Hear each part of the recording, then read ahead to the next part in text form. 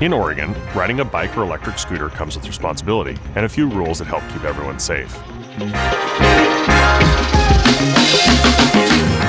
Be sure to check your gear before every ride.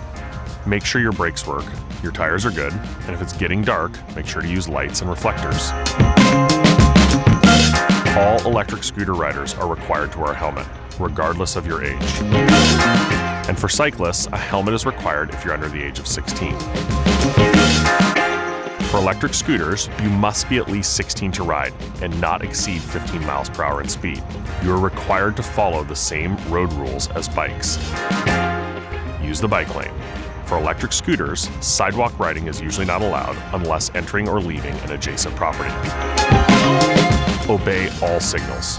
Signal your turns and always yield to pedestrians. If you're riding a scooter, you can't have additional passengers unless the scooter is built for 2 people. Not only is it unsafe, but that's the law. Know the rules, ride smart, and help keep the roads safe for everyone.